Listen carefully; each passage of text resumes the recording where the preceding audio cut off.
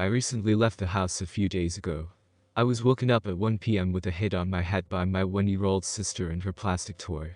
I had just stayed up until 4 a.m. feeding my newborn sister, because my mom couldn't. My mom just had a C-section, so she couldn't move or walk for a long time, so she is often on a chair. A few hours later, she and I were arguing about groceries. She spent $300 on just meat 2 weeks ago, so the previous week, I spent $100 on snacks and household essentials like soap or shampoo and laundry detergent. She wanted me to list everything I bought and was yelling at me when I couldn't remember, and I went to my room in the middle of the argument because I was sick of the fighting. She told me to come downstairs and continued yelling stuff like "Don't make me go up there." And I knew she couldn't, so I just stayed in my room crying. My dad called me and I explained the situation to him. He said if I didn't like her rules, then leave. Then my 16-year-old sister texted me. Mom said to leave the house, so I packed. A friend picked me up and I walked out with necessities, and as I walked out, my mom said never come back. My friend dropped me off at my best friend's house, and at that point, I had cried for like 3 hours straight. That was all 3 days ago.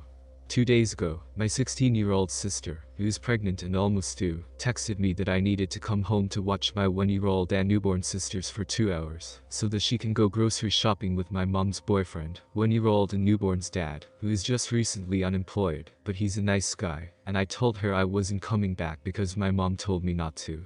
My 1-year-old sister had choked on her food yesterday because I didn't go home to watch her while my mom was with the newborn. Then my dad told me to drop my pride and go home, just because she's my mom. This has nothing to do with pride. Both my mom and dad told me to leave the house knowing she needed me. My parents had always told us kids that if we don't like living under their roof, then leave. We didn't have a reason and were too scared to do it. They must have been shocked when the only child of theirs who grew up without causing any trouble in school, or getting knocked up, or getting bad grades, and always helping them and putting up with their toxic ways, left. I want to help, but my mom is very lazy. I often have to do everything around the house while watching my sisters. I'm only 18, my mom wouldn't even take me to the DMV for my permit or license, even though she did it for my brother, the eldest child. He's living with my dad. I'm under constant stress because of my mom, and nothing ever satisfies her. I am currently staying at my best friend's house, and with my new free time, I can finally go around and apply for jobs and make something of myself. I feel sad, but I've been resenting my mom for a few years now, but I always needed to obey her, just because she was simply my mom and I couldn't take it anymore. Not the idiot. I was in a similar toxic situation and left when I was 15. I joined the Air Force out of high school and don't regret a second of it. Now those terrible people try to act like we were always cool. We weren't. I still remember them telling me that I needed them, they didn't need me, and imploring me to go. A few years later they were asking for money. I told them, I said, you need me. I don't need you. It felt good. These aren't good people. They don't want you to come back because they see the error in their ways. They want you to come back so they can use you. You're worth more than they'd lead you to believe. Don't go back. Let them deal with the terrible situations they've created for themselves. Not the idiot. You're 18, take advantage of your age and make the best of it. You can go to the DMV and get your permit and license, no parent required if 18 or older. Apply to trade school and get yourself into a good occupation that'll support you until you get your cards together. Just make sure you have all of your official documents, SS card, birth certificate, diploma, etc. on you. And please call CPS or social services. Your mom and sister might be eligible for certain benefits and services, such as for birth control, healthcare, especially for the little ones, and food. Her SO might be able to get some unemployment benefits. Not the idiot. This sounds so much like the situation I was in before I moved out, except without young kids involved. Your mom told you to leave, and checkmate. You called her bluff. At the end of the day, your family has made some beds and are laying in them. Because you're the only responsible person around, you're also the scapegoat, and it's not okay for you to have to parent your siblings. It's not okay to run yourself ragged because your mom keeps popping out kids that need to be taken care of. It's not your responsibility. You're an adult, and you can make whatever choices you feel are the best for your well-being. So 18F, I'm moving out. I've been sharing a room with my foster sister, just 16, for 3 months.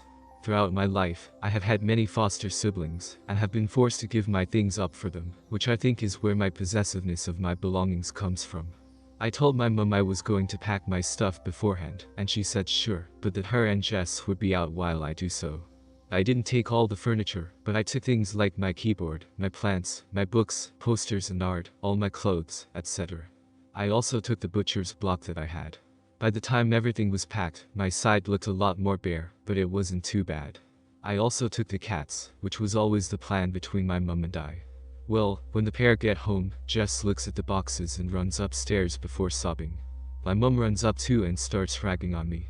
Apparently she didn't think I'd take all my stuff, things like my trinkets and my lamp, and that I took some of Jess's favorite things, like the posters on my wall that I bought with my own money, or my graduation candle holders. I apologized to Jess but say that everything in the boxes is mine, through gifts or my own money. I even offered to buy her some duplicates or similar things, but she said she wants my ones. At this point I leave, because I realize my presence isn't making anything better. My mum texts me later, and said it was an idiot move not leaving some posters up or a few books, but in my mind, these are my things, and I am entitled to them. My relationship with my mum isn't over, but it's strained, and now I'm wondering if I should have just bit the bullet and left some things behind, even though they're mine. Am I the idiot? Not the idiot. I think what your mom does with fostering kids is amazing and generous, but I think along the way she stopped protecting your feelings, which is not okay. It is kind of you to be willing to buy some things for your foster sister, but it's not your job to make her happy at the expense of yourself. Your best bet is to leave and take all of your stuff with you, especially if you bought it with your own money, and if your mom says anything again just say it's mine to take with me, and you are the foster parent, not me. It is not my responsibility to give the foster sister my belongings because they are mine, and I'm also your child as well, and my feelings matter too. Not the idiot. The girl seems to like you, but that doesn't mean you have to leave your stuff to her. The things are your possessions and your mom is out of line to put this responsibility on you. You are entitled to them. However, and while I don't expect you to do this, it would certainly be nice, is there a possibility you can take your foster sister shopping, and find her some stuff to make the room her own? It seems like she is attached to you. Plan it as a girl's day out, paint it as enjoyable. The kid has probably been through a lot, and maybe she will even miss you, which is why she wants the objects staying that were yours. Again, not saying you are in any way obligated, but it might calm down the tides a bit. Not the idiot. It's your stuff. Why on earth would you leave your stuff for some literal stranger that you've only known 3 months, who would most likely steal it when she leaves? She already took half of your bedroom for 3 months. She certainly isn't entitled to any of your belongings. Your mother is selfish enough by making you share your room with random kids for months or even years. Well, you had no privacy in your own bedroom, and now she expects you to just give up your belongings to some stranger who will be gone in a few months, and you'll never see again. That's bloody ridiculous. My mom and dad have been separated for 26 years. Their separation ended badly, and resulted in her getting custody of me and my brother. My dad went down a bad path in life and chose not to see us when we were growing up, so I knew nothing about him. It wasn't until I was 18 that he had regretted it and wanted a relationship with us. I always wanted to know my dad, so I agreed, but I had asked my mom if she was fine with it, and asked if she would go with me, and she told me she was and would go with me. The first meeting ended up really well, except my mom kept throwing in his face that he left us. I had asked her to stop because it was making us uncomfortable. That's when she got upset and started telling my dad horrible stories about me. I really didn't know how to react. I was dumbfounded. So when we left I asked her why she tell him stories about my past, and she told me that he needed to know.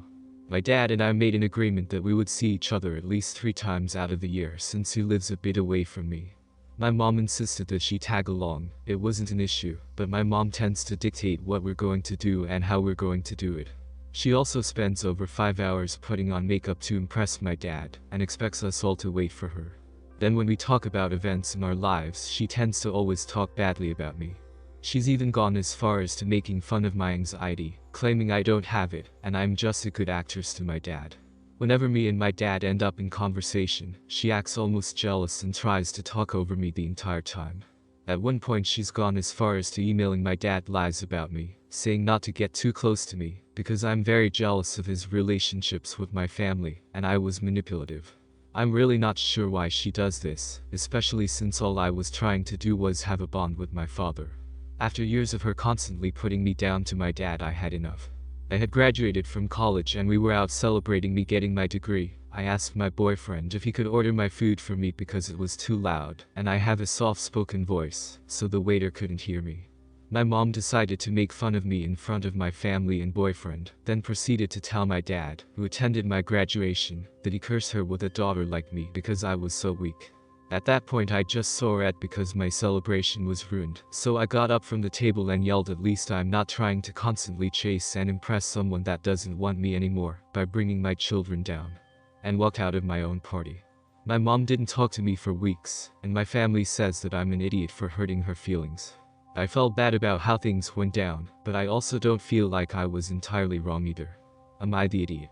Not the idiot, but stop inviting her to go when you spend time with your dad. They're exes, and there's really no need for her to go since you are an adult. She's going out of her way to ruin your time together, and is trying to sabotage the relationship you are trying to build with him. Don't apologize and let her know that if she continues to put you down and talk bad about you, then you will continue to stand up for yourself. I'm honestly curious why you choose to spend time with her if treats you like she does and talks so bad about you. I mean really, what would you be missing? At the very least you should put a stop to her including herself on your visits with your dad. Why should you feel bad when she has been making you feel bad for years? From what you've written, I can understand why your father cut contact. You are an adult now and you need to do what is best for your relationship with your father. It sounds like that means having your own contact with your father and allowing your relationship to develop from there. You gave your mother the courtesy of making sure she was okay with your contact with your father initially. Now you need to progress with that on your own. Not the idiot, and stick up for yourself or your mother will continue to walk all over you. Absolutely, unequivocally not the idiot. Your mom is a narcissist and likely under the impression that you and your sibling may have had something to do with their split. I say keep the silence with her up. As a narcissist she wants you to apologize and tell her how you're wrong, and she's completely right about all the nasty things she said about you. Do not give her this win. It may take years of radio silence, but a narcissist can't stand the lack of attention, so she will eventually be forced to feed into her own issues and reach out to you instead. I think you should start seeing a therapist and discuss strategies for talking with or dealing with your mom. We used to rent out our basement, but our family has grown so we needed the space. So we gave our tenants 6 months notice to move out. This was over 2 years ago that they moved out. The tenants incorporated a business using our address a month before moving out and never told us. It was a random name, and FedEx packages came to our door that I refused to take because there was no name. I was afraid we were getting scammed. Tenants informed us when they noticed the tracking of their packages and told us then. So I accepted their business packages for the time being. Anyway, when they moved out we asked them to change their address so they get their mail. For 1 year, their mail still kept coming, but no FedEx packages. I texted saying please get your mail, but please change your address. After 1 year, I have started marking their mail return to sender. This person doesn't live here, I don't text them anymore. Last week, a FedEx package to their business arrived at my door, and I refused it, saying we have no business here, I don't know what that is. I'm not taking it. The old tenant texted me a few minutes later cursing, saying why did you send my freaking package? I said you don't live here anymore. Stop sending your mail to my house. I think they may have been tracking it. He texted back, but you have always texted me. I live in an apartment now and I work during the day so I can't get packages. I have to drive to FedEx and it's an hour away. Just take my package. I said no, I won't. Update your address. My husband said I should just help out because they were good tenants, but I refused. It smells tricky to me, and I don't like that their business is still listed under my address when they don't even live here. I defer refusing to help pick up their packages delivered to my house. Not the idiot. It's one thing if you ask. We have a couple of bars in the neighborhood that will accept packages during the holiday season for regulars who ask nicely and they know. Having taken advantage of it, I can say it's very much appreciated. But always remember there are humans involved. You have to ask and they have to know you well enough to know they're releasing the package to the right person. After all, they're signing for it for you and they're handing it over. You did not accept any responsibility for the packages. You weren't even asked. You are not the idiot if you send them back. Not the idiot.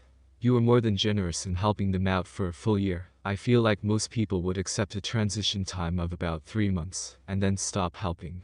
But they are officially now taking advantage of your good nature. He has numerous other choices besides taking advantage of you, and he no longer deserves any consideration whatsoever. I mean goodness, my stepdad, an accountant, spent this past tax season in a different state than usual, and he managed to successfully communicate that to his clients. And any of them who screwed up and sent it to the old address were responsible for following up with FedEx or UPS. Not the idiot. I don't know what to do about FedEx other than deny to accept the packages, but for the post office, you can fill out a postcard that says you only have these people receiving mail at this address, a residency card it might be called. I lived in a house for 10 years and got mail addressed to 7 other people the whole time. I caught the mail person one time, and they gave me one of those to fill out, and I never got mail addressed to anyone else again. Oh yeah, edited to add, that most apartment complexes accept resident packages at their office. So, even in an apartment, they have a safe place to get packages accepted.